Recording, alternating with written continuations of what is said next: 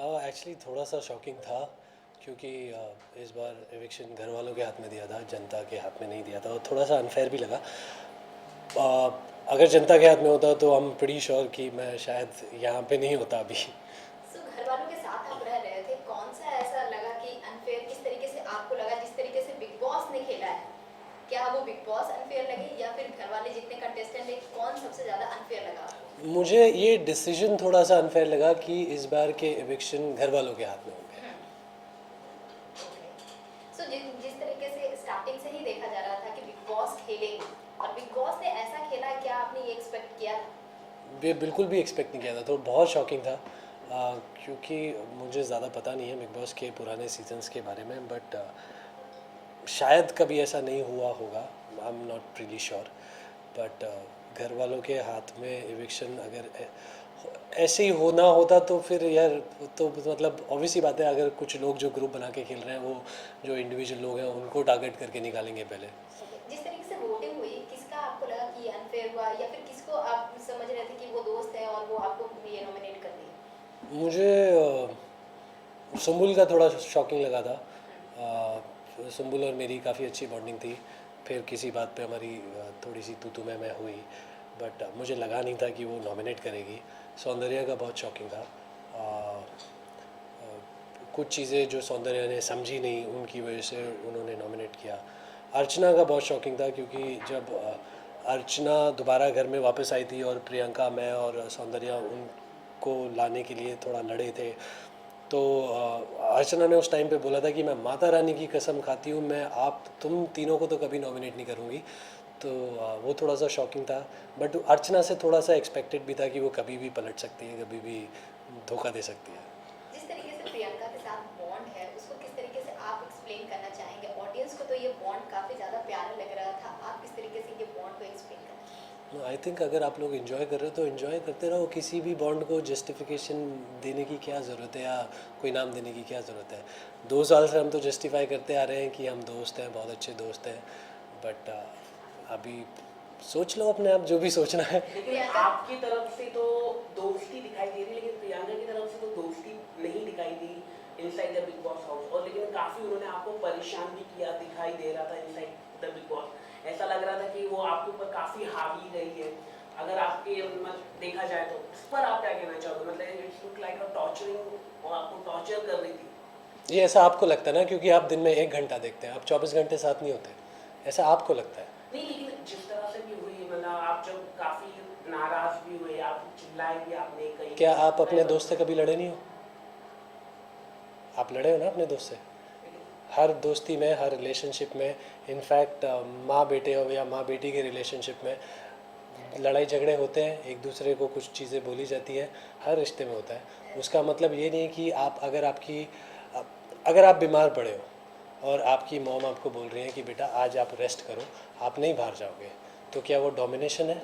क्या वो टॉर्चर है? नहीं, वो लेकिन केयर है। अगर अगर आपके ही फ्रेंड साजिद सर, कि उन्होंने भी आपको कई बार बोला कि she do over the board, आपके सामने खुद उन्होंने बोला, उस पर मतलब घर के लोग खुद कह रहे। मैं तो चलो 24 आवर्स में ही नहीं था, मैं तो सिर्फ 1 घंटे का एपिसोड देखता हूँ, लेकिन वो 24 आवर्स के अंदर जो साजिद हो, ईशिन हो, हर कोई जो घर के लोग हैं, अर्चना, वो भी कई सारे लोग बोलते थे कि she going over the board. अगर उन लोगों को हमारी दोस्ती इतनी समझ आती तो वो प्रियंका से डर के अपनी मंडली को पलटन नहीं बनाते और हम दोनों को टारगेट नहीं करते, क्योंकि उन लोगों को दिख रहा था कि हम दोनों एक दूसरे के कितने बड़े सपोर्टर्स हैं और एक दूसरे के लिए पिलर्स हैं। आप, मैं ना नहीं कह रहा हूँ, लेकिन जो मतलब आपको मतलब हर वक्त मतलब बोलते रहो बोलते एक्सप्लेनेशन। देखो क्या होता है, जिन लोगों की दोस्ती फ़ायदे के लिए होती है उन लोगों को दूसरों की दोस्ती समझ नहीं आएगी। ओके, जानना चाहूँगी बेस्ट मोमेंट क्या कुछ रहा है प्रियंका के साथ आपका? बेस्ट मोमेंट, या जब घर से चिट्ठी आने वाला टास्क था और प्रियंका को वो चिट्ठी पढ़ने का मौका नहीं मिला था और मैंने उसके लिए एक ऐसी ही चिट्ठी पढ़ी थी, तो आई थिंक वो हम बेस्ट मोमेंट था। प्रियंका के अलावा और किसे आप ये ट्रस्ट करते थे और हमेशा उनके साथ बॉन्ड बनाकर रखना चाहेंगे? साजिद सर, उन्होंने हमेशा मुझे सपोर्ट किया है और मुझसे भी जितना बन पड़ा मैंने किया उनके लिए, और हमारी दोस्ती जो भी हुई वो किसी गेम की वजह से नहीं हुई, वो दोनों के पर्सनल इंटरेस्ट की वजह से हुई। उनको भी सिनेमा बहुत पसंद है, मुझे भी सिनेमा बहुत पसंद है, तो हमारी बातें भी ऐसी सिनेमा से ही शुरू हुई। एंड प्रियंका के अलावा सिर्फ साजिद सर हैं जिनके साथ मैं घर के बाहर भी दोस्ती रखना चाहूँगा। घर में सबसे ज़्यादा स्ट्रॉन्गेस्ट प्लेयर कौन लग रहा है? प्रियंका। प्रियंका के अलावा अगर बात की जाए तो गुरु के बाद कौन लग रहा है? मैं कैसे बोलूँ कि उसके अलावा कौन स्ट्रॉन्ग प्लेयर है, सब तो ग्रुप में खेल रहे हैं। ग्रुप में किसकी इंडिविजुअलिटी निकल के आएगी, किसकी पर्सनालिटी निकल के आएगी। एक इंसान नहीं है घर में जो ग्रुप में नहीं खेल रहा। 6 लोगों की मंडली थी, उसमें से मैं और प्रियंका अलग थे, सौंदर्या, अर्चना वो लोग अलग थे, लेकिन हम दोनों को टारगेट करने के लिए वो भी मंडली में जाके मिल गए और पलटन बनाई। तो आप किसको स्ट्रॉन्ग बोलोगे? आपके एलिमिनेशन के बाद प्रियंका का क्या कुछ होगा टेक, या फिर किस तरीके से उनका गेम देखते हैं? कहीं ना कहीं वो वीक होते नजर आएगा या फिर और स्ट्रॉन्ग बन जाएगी? आपका क्या कुछ इसमें? मुझे लगता है कि अब प्रियंका बहुत और ज़्यादा स्ट्रॉन्ग होगी, क्योंकि वो अब घायल शेरनी बन गई है और पूरे घर को सर पे उठा लेगी और उसको पूरे घर वाले मिल के संभाल नहीं पाएंगे। क्योंकि आपकी जो मंडली की अगर हम बात करें, शिव ठाकरे हो या निमृत हो, निमृत कहीं ना कहीं क्या लग रहा है आपको, क्या ये गेम के लिए साजिद सर को, क्योंकि जहाँ पे उन्होंने आप कह रहे कि साजिद आपके दोस्त थे, लेकिन साजिद और निमृत का जो एक टास्क था जहाँ पर आप लगातार आपने इनको नॉमिनेट कहा भी कि निमृत इस तरह से गलत कर दी कि साजिद सर को रोक दे, लेकिन वो दोनों के प्लान था, वो अगर आप जानते हो भगवान का नाम लेके जो कुछ लिया था उन्होंने, वो सब प्लान था। तो कहीं ना कहीं निमृत हो, साजिद हो, जो मंडली है अपने बेनिफिट्स के लिए ही खेल रहे थे, लेकिन आप जाके वो उस प्लान के बारे में ऑब्वियसली मुझे नहीं पता था, और मुझे उस वक्त ऐसा लगा था कि साजिद सर एक्चुअली में जाना चाहते हैं उस टास्क के लिए और अपना स्टैंड लेना चाहते हैं, और वही एक रीज़न था कि उस टाइम पे मैं साजिद सर के लिए खड़ा हुआ था और मैंने बोला था कि साजिद सर को जाने दो। और इसी बात पे मैंने बोला था कि जिस इंसान के लिए आप हमेशा साजिद सर करते रहते हो, आप लो हो या खुश हो या कुछ हो, आपको साजिद सर चाहिए। तो जब एक वो इंसान आपसे बोल रहा है कि मुझे इस टास्क में इन्वॉल्व होना है, आप उस इंसान को रोक रहे हो, उसको गेम नहीं खेलने दे रहे हो उसका, तो उस वक्त मुझे लगा कि ये जो दोस्ती है कन्वीनियंस की दोस्ती है, फ़ायदे की दोस्ती है।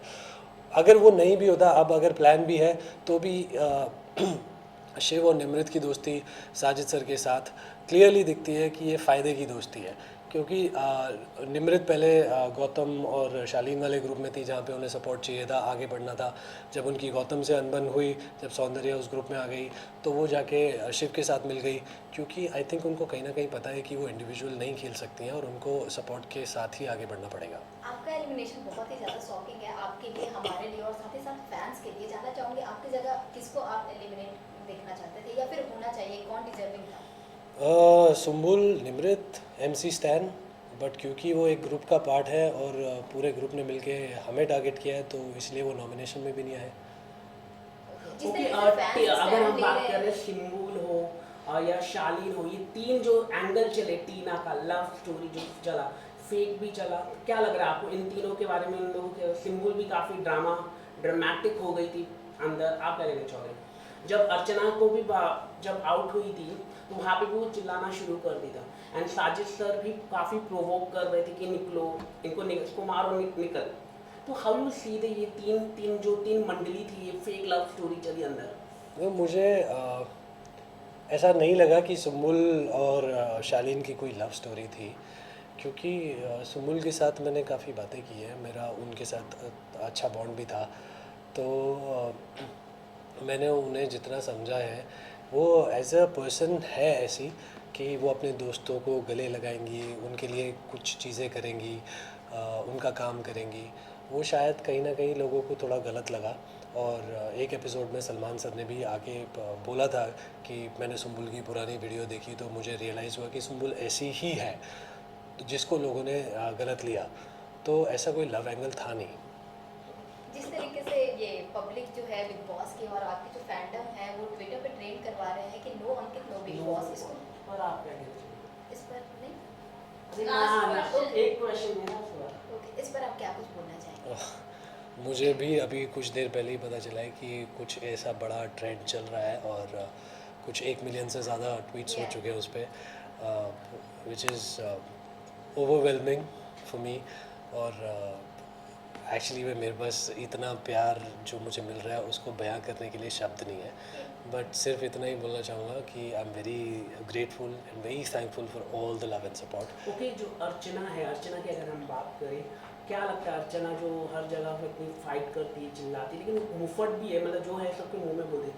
जो नॉमिनेशन की भी अगर हम बात करें, हर वक्त नॉमिनेशन का सही ही जो होता है आंसर, मतलब जो देना रहता है प्रॉपरली, वो ही दे पाती है। वो मतलब कभी गलत नहीं बोलती है, चाहे उसकी आपकी बात पसंद ना आए, चाहे आपकी उसका एटीट्यूड पसंद ना आए, ना उसकी आवाज़ पसंद आए, लेकिन जो आंसर देना होता है वो सही उस पर आप क्या कहना चाहिए? क्योंकि वो गेम में इतनी इन्वॉल्व है और सिर्फ गेम के साथ ही लॉयल है, इसीलिए वो इतना सही जवाब दे पाती हैं। और बात ऐसा नहीं है कि वो हमेशा सही बोलती है, बहुत सारी चीज़ें हैं जो वो बहुत झूठ बोलती है। बहुत लोगों में झूठ बोल के लड़ाइयाँ भी लगवाती हैं और लड़ाई लगवा के वो निकल जाती हैं और इन्जॉय करती हैं।